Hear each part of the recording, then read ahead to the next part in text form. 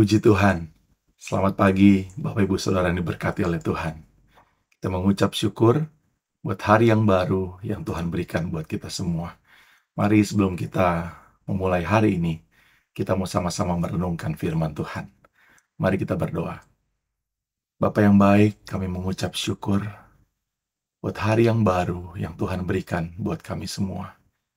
Ya Tuhan, sebelum kami mulai hari ini, kami mohon pimpinan roh-Mu, firman-Mu dalam hidup kami, supaya sepanjang hari ini, hidup kami berkenan di hadapan Tuhan.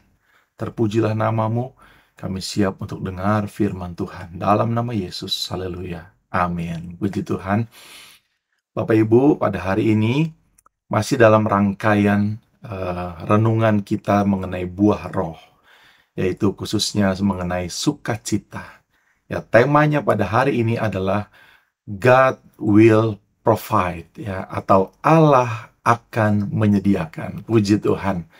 Senang saudara ya dengar firman Tuhan bahwa Allah akan menyediakan. Puji Tuhan. Ayat pokoknya kita akan baca dalam Kejadian 22 ayat 13 sampai 14. Saya akan bacakan. Lalu Abraham menoleh dan melihat seekor domba jantan di belakangnya, yang tanduknya tersangkut dalam belukar. Abraham mengambil domba itu, lalu mengorbankannya sebagai korban bakaran pengganti anaknya. Ayat 14 mengatakan, dan Abraham menamai tempat itu Tuhan menyediakan. Amin. Sebab itu sampai sekarang dikatakan orang, di atas gunung Tuhan akan disediakan. Puji Tuhan, haleluya. Senang sekali mendengar firman Tuhan pagi hari ini, saudara ya. Dan saya yakin kebanyakan dari kita pasti sudah tahu cerita ini mengenai Abraham akan mempersembahkan anaknya, yaitu Ishak ya. Dari ayat 14 khususnya, saya ada menarik dua hal yang cukup baik untuk kita renungkan pada pagi hari ini. Yang pertama adalah Tuhan menyediakan. Yang kedua, di atas gunung Tuhan akan disediakan. Diulang dua kali kata disediakan, saudara. Nah, sebelum itu, saya rindu kita membaca kisahnya. Ya, kisah mengenai Abraham ini, kita bisa baca dalam Kejadian 22, ayat 1 sampai 19. Judulnya berkata, kepercayaan Abraham diuji. Wow, puji Tuhan. Nah, kita akan bacakan dan saya akan bacakan beberapa ayat, tidak semuanya. Saya akan lompat-lompat supaya kita dapat mengerti juga keseluruhan ceritanya, tapi tidak terlalu panjang. Mulai ayat 2. Firman-Nya, ambillah anakmu yang tunggal itu, yang engkau kasihi, yakni Ishak. Pergilah ke tanah Moria dan persembahkanlah dia di sana sebagai korban bakaran pada salah satu gunung yang akan kukatakan kepadamu. Jadi Tuhan berfirman kepada Abraham, disuruh ambil anak yang tunggal. Jadi Tuhan tahu anak Abraham itu ada dua, saudara ya. Tapi yang dikatakan di sini tunggal, yang resmi, yang sah, yang Tuhan kehendaki, yaitu Ishak. Bahkan yang Tuhan bilang yang engkau kasihi. Jadi Tuhan tahu persis keberadaan Abraham waktu itu dan katakan, pergilah dan persembahkanlah dia. Nah, catat saudara ya, dikatakan bahwa persembahkanlah dia sebagai korban bakaran. Nah, ayat 3 mengatakan, keesokan harinya pagi-pagi bangunlah Abraham. Jadi Abraham tidak bertanya kepada Tuhan, tidak berkata apapun. Dia langsung beristirahat, dia langsung tidur. Dan pagi-paginya Abraham bangun dan ia memasang pelana keldainya dan memanggil dua orang bujangnya beserta Ishak anaknya.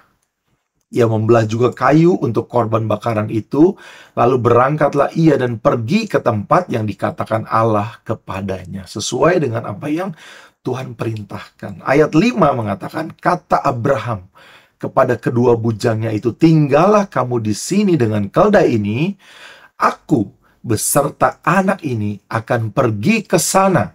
Nah, perhatikan saudara ya, kami akan sembahyang. Tadi firman Tuhan bilang apa? Persembahkanlah dia, yaitu Ishak. Tapi Abraham mengatakan, kami akan sembahyang dan sesudah itu kami kembali kepadamu. Ya, firman Tuhan mengatakan di sini, sesudah itu kami kembali. Kami berarti lebih dari satu orang, saudara ya. Berarti ada lebih dari satu orang. Dan yang berangkat saat itu adalah 2 orang, karena bujangnya ditinggalin, pembantunya ditinggalin. Tapi berdua Abraham dan Ishak berjalan.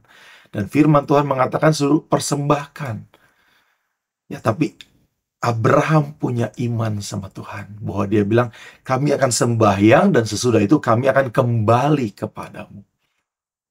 Ayat 8 mengatakan, sahut Abraham, Allah yang akan menyediakan anak domba untuk korban bakaran baginya. Jadi waktu itu Ishak pun bertanya, di mana dombanya, ayah? Karena mereka tidak membawa domba. Abraham berkata, Allah yang akan menyediakan. Puji nama Tuhan. Demikianlah keduanya berjalan bersama-sama. Dan ayat 10, sesudah itu Abraham mengulurkan tangannya lalu mengambil pisau untuk menyembelih anaknya. Wow, ini peristiwa yang luar biasa, saudara ya. Bagaimana seorang ayah diminta sama Tuhan mengorbankan anak tunggal.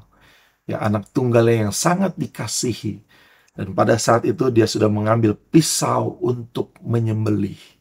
Bagaimana perasaan hati ayah terhadap anaknya. Tapi dia harus taat kepada Tuhan yang dia sembah dan dia percayai. Ayat 11 mengatakan, tetapi berserulah malaikat Tuhan dari langit kepadanya. Jadi berseru dari langit langsung, audible terdengar oleh Abraham. Dikatakan bahwa Abraham, Abraham. Sautnya, ya Tuhan. Ayat 12 mengatakan, lalu ia berfirman, Tuhan sendiri berfirman, jangan bunuh anak itu dan jangan kau apa-apakan dia. Sebab telah kuketahui sekarang bahwa engkau takut akan Allah dan engkau tidak segan-segan untuk menyerahkan anakmu yang tunggal kepadaku. Puji Tuhan. Ada pernyataan Tuhan, ada kehendak Tuhan yang diberikan saat itu. Momen yang sangat kritis. Momen yang sangat singkat. Tapi tidak pernah terlambat dan tepat. Tidak kurang 1 detik pun, saudara. Ya, Tuhan berfirman dan Tuhan bilang, jangan kau apa-apakan dia. Tidak tersentuh sedikit pun. Ya, tidak terjamah sedikit pun. Tapi Tuhan menyediakan. Dan sampailah kita kepada ayat pokok kita 13 dan 14. Lalu Abraham menoleh dan melihat seekor domba jantan di belakangnya yang tanduknya tersangkut dalam belukar. Abraham mengambil domba itu lalu mengorbankannya sebagai korban bakaran pengganti anaknya. Jadi tetap Abraham melakukan seperti yang Tuhan kehendaki, yaitu mengorbankan sesuatu untuk Tuhan. Ayat 14 mengatakan, Abraham menamai tempat itu Tuhan menyediakan. Amin. Sebab itu sampai sekarang dikatakan orang, di atas gunung Tuhan akan disediakan. Puji Tuhan. Ya, bahkan kalau kita membaca ayat berikutnya, saudara, saya akan bacakan ayat 15. Untuk kedua kalinya berserulah malaikat Tuhan dari langit kepada Abraham. Ayat 16 mengatakan, katanya, aku bersumpah demi diriku sendiri. Dan Tuhan sendiri yang mengatakan sumpahnya kepada Abraham. Siapa Abraham, saudara? Ya, pada saat itu. Sehingga Tuhan sendiri, Allah semesta alam, mengatakan sumpah, aku bersumpah demi diriku sendiri. Mungkin di zaman itu dan sebelum-sebelumnya Allah jarang kali bersumpah kepada manusia. Tapi saat itu spesial dia mengatakan sumpahnya. Bahwa demikian firman Tuhan, karena engkau telah berbuat demikian, dan engkau tidak segan-segan untuk menyerahkan anakmu yang tunggal kepadaku.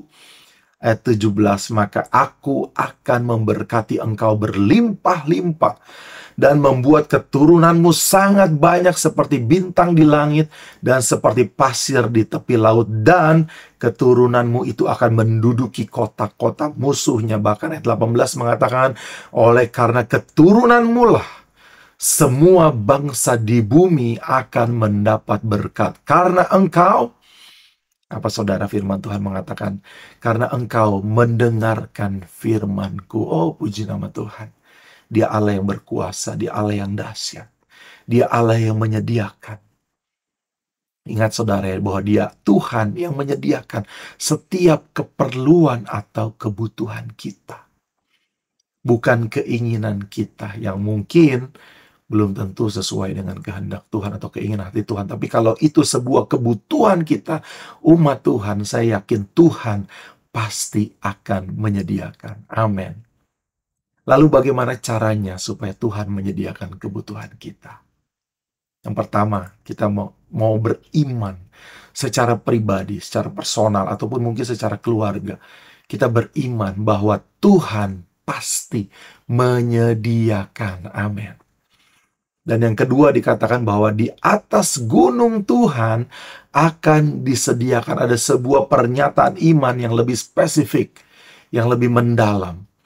Dikatakan di sini gunung Tuhan mempunyai beberapa arti. Yang pertama adalah tempat perjumpaan kita dengan Tuhan secara pribadi. Mungkin di kamar kita, di kantor kita, dalam hubungan doa kita sama Tuhan. Adalah gunung Tuhan, tempat perjumpaan kita dengan Tuhan, dan tempat Tuhan sendiri hadir dalam hidup kita. Dan saya yakin ketika Tuhan hadir, saudara, sesuatu pasti terjadi. Tidak mungkin sesuatu tidak terjadi ketika Tuhan hadir bersama dengan kita. Amin, firman Tuhan. Dan bagaimana jika kita sudah meminta, memohon sesuatu dari Tuhan, kebutuhan kita, tetapi belum Tuhan berikan atau Tuhan jawab? Jawabannya simpel, saudara. Walaupun sangat sulit untuk dilakukan, yaitu sabar. Percayalah Dia Allah yang tidak pernah ingkar janji.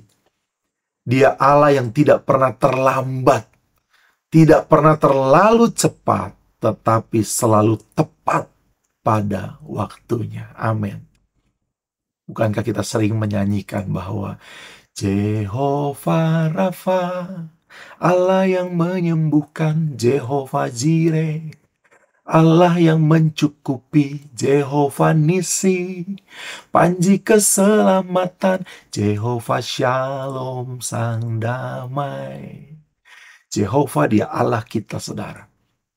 Dia Allah yang menyembuhkan, menyediakan, mencukupkan, menyelamatkan, bahkan memberikan damai sejahtera sesuai dengan keperluan kebutuhan kita masing-masing. God will provide. Ya, saya rindu ada sebuah perenungan kecil buat kita pada saat pagi hari ini. Dalam Daniel pasal 3 ayat 17 sampai 18 mengatakan, saya rindu bacakan dalam NIV ya, dalam versi bahasa Inggris, mengatakan bahwa ayat 17 mengatakan, if we are thrown into the blazing furnace, the God we serve is able to deliver us from it. And He will deliver us from your majesty's hands. Jadi kalaupun kami dilemparkan ke dalam perapian yang menyala-nyala, Tuhan yang kami layani itu sanggup melepaskan kami dari perapian tersebut. Dan Dia akan menyelamatkan kami dari tangan-Mu ya Raja. Ayat 18 mengatakan, but even if He does not, we want you to know, Your Majesty, that we will not serve your gods or worship the image of gold you have set up. Jadi firman Allah mengatakan, walaupun Allah yang kami sembah tidak melakukannya, tidak menyelamatkan kami, tapi ketahuilah ya Raja, bahwa kami sekali-kali tidak akan menyembah dewa atau patung yang Engkau dirikan itu. Dalam keadaan yang amat sangat sulit hari-hari ini, saudara, dapatkah kita tetap berkata, beriman seperti Sadrak, Mesak, dan Abednego, seandainya Allah kami tidak menolong kami, kami tidak akan mundur daripadanya. Wow, puji nama Tuhan. Sebuah iman yang perlu kita contoh pagi ini, hari-hari ini. Dan marilah kita selalu ingat bahwa Tidak ada kata terlambat bagi Allah kita. Tetaplah percaya dalam nama Yesus. Amin, puji Tuhan. God will provide. Allah akan menyediakan kebutuhanmu.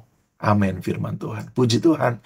Mari kita berdoa. Tuhan Yesus, Engkau baik bagi setiap kami. Terima kasih buat firman-Mu dari kisah Abraham dan Ishak, mengajarkan kami untuk kami lebih percaya kepada Engkau Tuhan, bahwa satu-satunya Allah yang sanggup menyediakan setiap segala kebutuhan yang kami perlukan, khususnya hari-hari ini Tuhan. Terima kasih Allahku, biarlah roh sukacita mengalir dalam hidup kami sepanjang hari ini. Hidup kami menjadi berkat, menjadi surat yang terbaca, dan nama-Mu dipuji, dipermuliakan. Karena kami percaya Engkau Allah yang menyediakan. Dalam nama Yesus, kami berdoa bersyukur. Haleluya. Amin. Puji Tuhan, Tuhan Yesus memberkati kita semua. Selamat pagi, selamat beraktivitas.